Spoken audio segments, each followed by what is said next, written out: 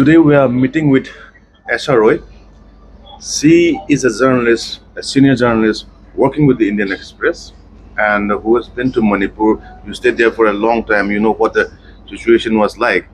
Even no. So what I want to just come to the question is like you have been watching Manipur. You have lived so many years over there.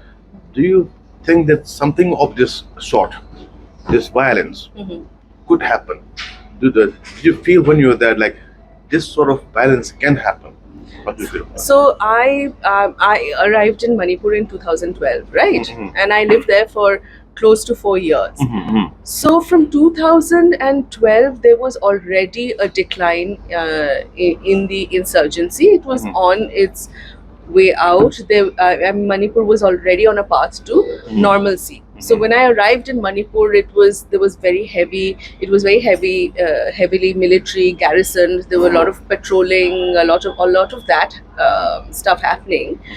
But by the time I left, it was already on the path to normalcy. There were a lot of cafes opening, Mhm. which when I went, there were a couple of hotels and no cafes. So these things were indicative of the fact that Manipur normalcy was being restored and the law and order situation Had improved. Yeah. was improving. So the clashes that have happened over the past 3 months has really pulled the state back by 50 years, I personally think. At that time, I don't think it would have been possible despite the differences between communities, even then, that has existed for decades and has never really been resolved. No attempt has been made to completely resolve it. But nevertheless, despite that, I have never seen anything of this magnitude there. I've gone through curfews, I've covered ambushes, I've covered the ILP protests which became violent in Churachandpur. 9 people died, but I've never seen anything of this magnitude during my stay in Manipur. My next question would be the unity that we have there, and then do you feel that that unity is some sort of a unity that we had then, or do you feel that there has been a wedge created between the two communities Yeah. just to arrive at this particular point? What are your thoughts on that? Like this thing issue was already there between the Métis and the Cookies, or do you think that somewhere from some area, some political power, some agency, something is doing to drive a wedge between the two communities, like that? So you also know, Chauba, better than me, that there have always been deep fault lines in Manipur. Not just between the Cookies and Métis, between all communities. Cookies, Nagas, Métis, Cookies, right? So that's nothing new. But I do think what has happened over the last couple of years is that this polarization, which already existed, has been weaponized. That I do believe. Now, who has weaponized it? For what purpose? To what end? To achieve what? That is something that we do not know, and I feel that is something that we won't know for some time. Maybe in a couple of years, once things have calmed down, once there's a concerted effort to bridge the gap between the communities, looking back, we'll probably be able to unearth, maybe 3-4 years from now, what exactly happened. But we're too close to it right now. You do The Cookies and Métis are an interesting because traditionally, because of the 1993 clashes between the Nagas and the Cookies. Yeah. They have been traditional rivals even before that. The Cookies, according to your history, the British political agent brought in a certain number of Cookies to protect Kanglai Pak, right, from Naga invasions or Naga raids. In my mind, what I knew so far is that the Cookies and Métis had a pretty good relationship so far. It's not like it has been completely unproblematic. There have been problems. The Métis had demanded ILP, the Cookies and Zomis had opposed it. in the past when the former chief minister Ibobi Singh tried bringing in those three bills which led to the violence, to the police shootout in Churachandpur. So there have always been some issues, but I don't think that there has been such a stark sort of distrust between the two communities, why the cookies is also an interesting sort of why cookie mete is an interesting angle to look at. As a matter of fact, a scholar, Manipuri, a Mete scholar, was telling me that when the last king of Manipur, he went to sign the accord with the Indian administration before the merger, that he took four cookie bodyguards with him, because that's the kind of trust he had in his cookie soldiers. So, I mean, what has happened is definitely distressing. I personally feel that I was very upset when this started. I think, I mean, what has happened over the past 3 months has completely ripped apart Manipur's social fabric completely. I don't know how long it'll take to heal. I don't know if it can be healed at all, but right now the picture is bleak. As you said, that we have gone back, we have regressed. Yes. So for many years, and Yeah. you have covered the drug scenario, the infiltration of Myanmaris when you were in Manipur. Yeah. So do you feel that this drugs war against drugs and the issue of this particular Myanmar is coming in from their side, the border, approaching the border, Yeah. as pointed out by some of our organizations, that this the bone of contention? What do you feel that this? How I mean, these issues have, again, like the fault line, these issues have always existed as well, right? And the war on drugs, I don't know. It's great that the state government's concerns aren't entirely inviolate. All their concerns. Poppy cultivation is a fact in the state, but my question is it limited to Chirachandpur and Kanpotpi? Isn't it? I mean, there's Lilong, which has been a hub for a long time, not maybe of the cultivation, but the manufacturing of labs. Then the Naga districts, is there no poppy cultivation there? The complicity of the Meitei community in the drug business, of the police forces, of the security forces. I mean, do you remember, Choba? There was a case a number of years ago of a colonel, a Sam Rifles colonel, Yes, who was posted in was in the Imphal. M sector. Yes. Yeah, and he Chaudhary. was apprehended when he was taking drugs, Right. to the border. So Yes, I yes. mean, honestly, everyone is involved in the drug trade. So why one community has been sort of isolated and targeted, I'm not really sure what the idea behind that is. As far as the Myanmaris infiltration is concerned, I mean, it is, the community is divided by an international border. It's a political border that has been imposed on them, and that's the case for a lot of communities living in these areas, whether it's Bengal and Bangladesh, whether it's the Myanmari communities, whether it's the Nagas up north. So that's the case. So there has been a lot of back and forth over decades. But look at the difference in the way the Mizoram government and the Manipur government have handled the situation. One of the issues has been that since the military coup in Myanmar, a lot of infiltration has happened, right? A lot of people have come. However, Mizoram has registered every refugee that has come. They know who has come, where they are, where they're staying, what they're doing, and on humanitarian grounds, because they're refugees, they've been given support. Yes.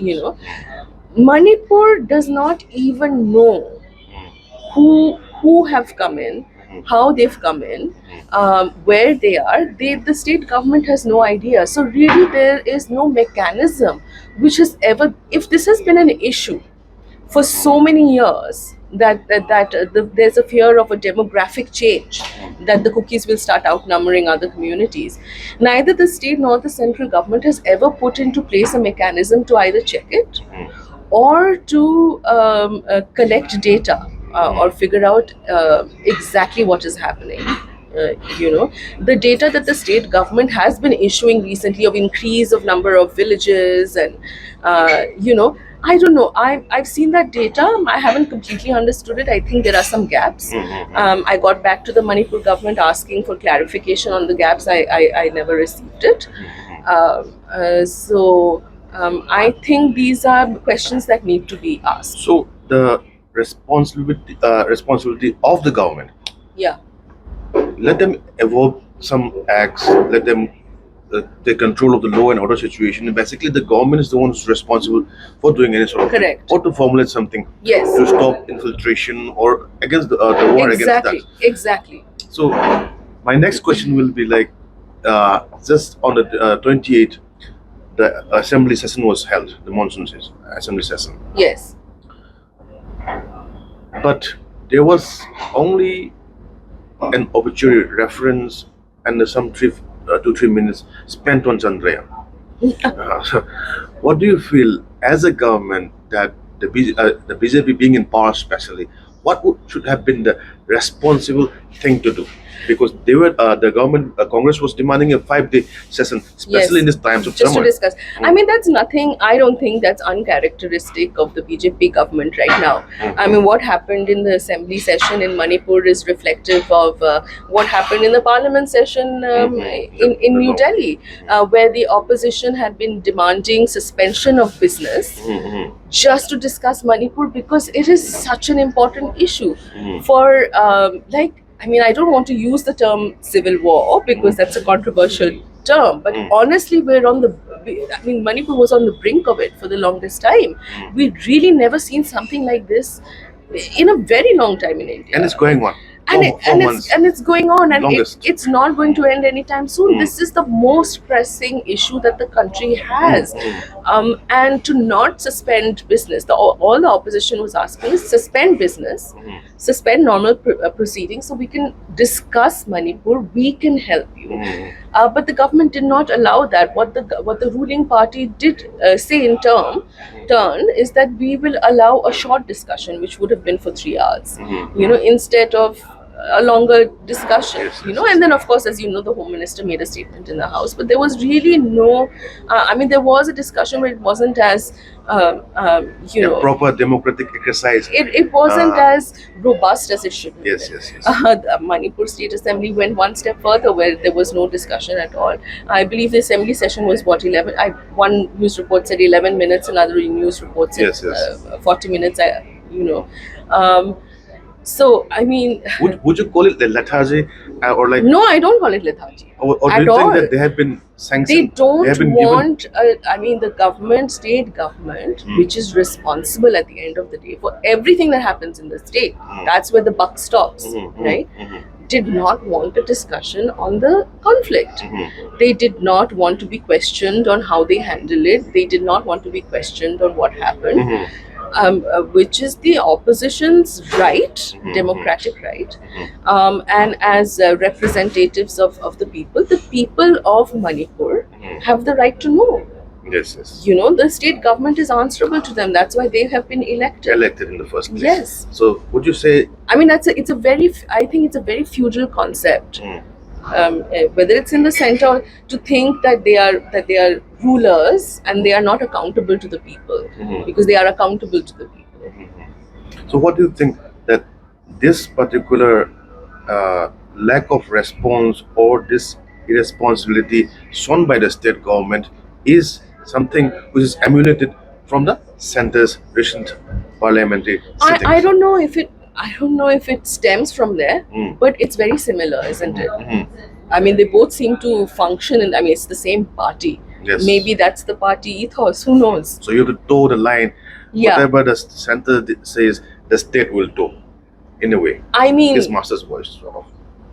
But we don't know if it's Chief Minister Biren Singh towing the line, or if that's how he functions independently.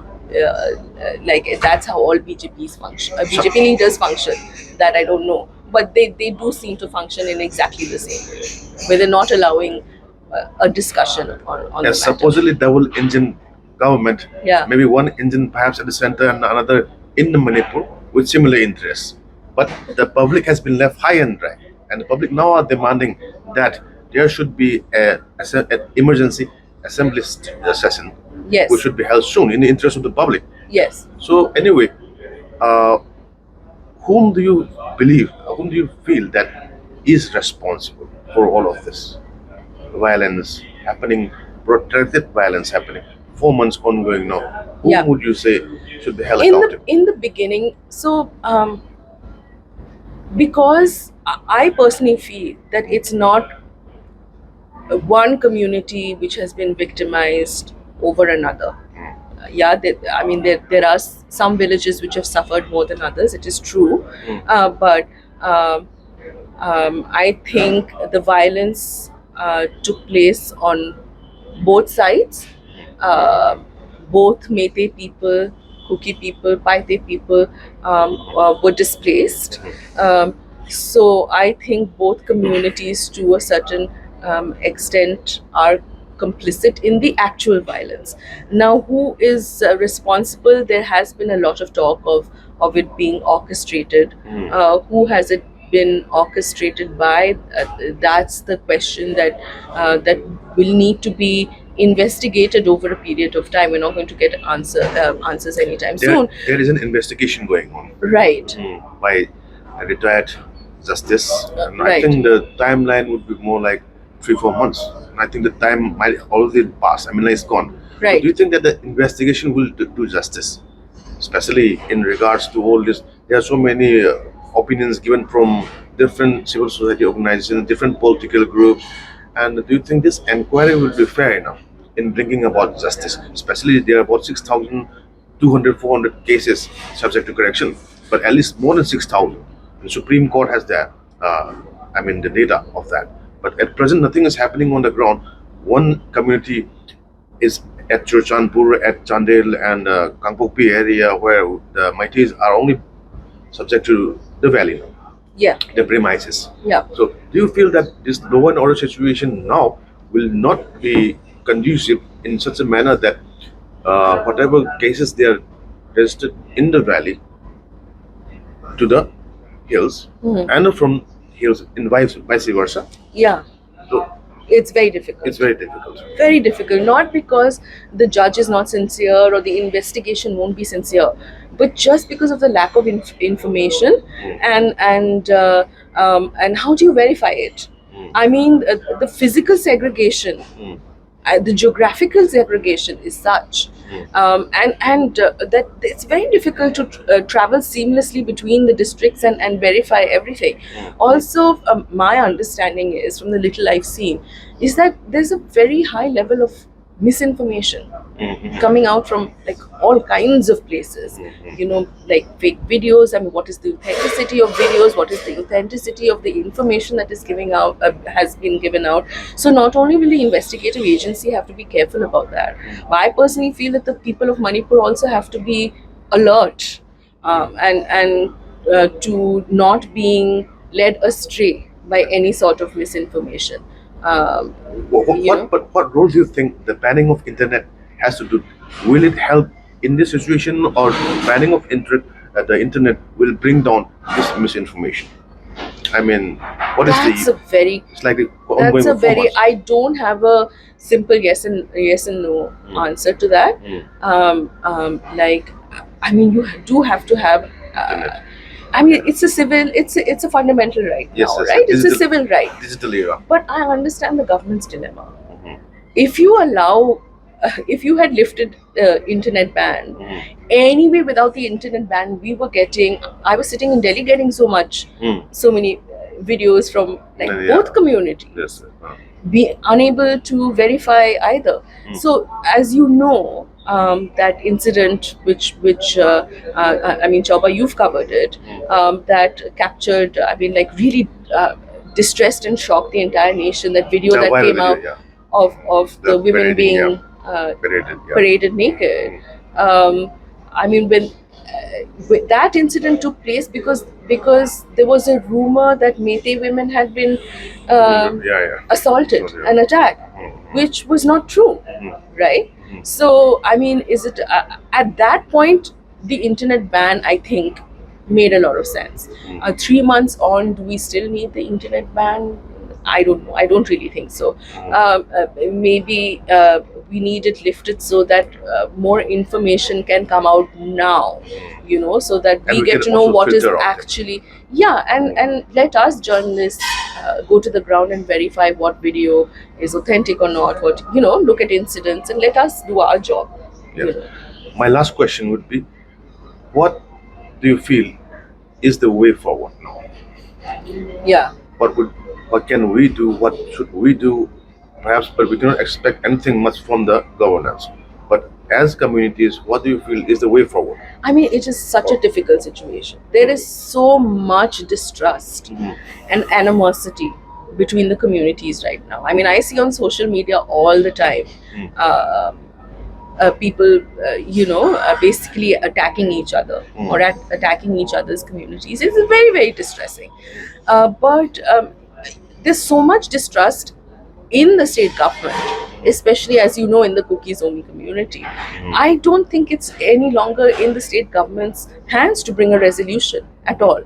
So the first thing that needs to happen is that the center needs to step in, which it says it has done, but it has not been able to bring the conflict under control at all in any form. Yes. I mean, everyone has been talking about how the Home Minister went to Manipur, stayed there for 3 days. It's unprecedented. He's never done that before. But why, during his visit, violence continued. After he left, violence continued. So I think the center needs to really step up its efforts in resolving the situation. That's the first thing. The second thing, I mean, is citizen groups of citizens, and by that I don't mean forums that have been set up because of the Aam Aadmi, right? In your own, like I said before, you need to be alert to misinformation. You can't just stomach anything that's being fed to you, right? You need to be alert to that. There are lots of extremely balanced intellectuals in both communities. Let them engage. They have been balanced throughout the conflict. It's just that their voices have been silent. They don't have the confidence to come out and say what they want to. If they do, like if a Kuki intellectual comes out and says something, or if a Meitei intellectual, they'll be lynched by their own communities. This kind of an atmosphere will ensure that peace never prevails. There has to be some kind of a citizen to citizen connection. I mean, I know there are lots of NGOs that were working in both district, in both areas, right? In the valley as well as in these. Let those NGOs reach out to their people and engage. That's the only way to go about it. If there's have the intellectuals in Meitei society and the intellectuals in Kuki society and Zomi society engage with each other. That's and if it's not possible in Manipur, then do it in Delhi, in Calcutta, in Shillong, wherever else it is required. That's the only way I think anything can happen. Thank you so much, sister, for your time. Thanks, And Jobber. it's been a pleasure meeting you after such a long time. And with all your thoughts and your suggestions, I believe that some positive things will happen in Manipur. Let's We're hope. expecting that. Yeah. Thank you so much. Thank you.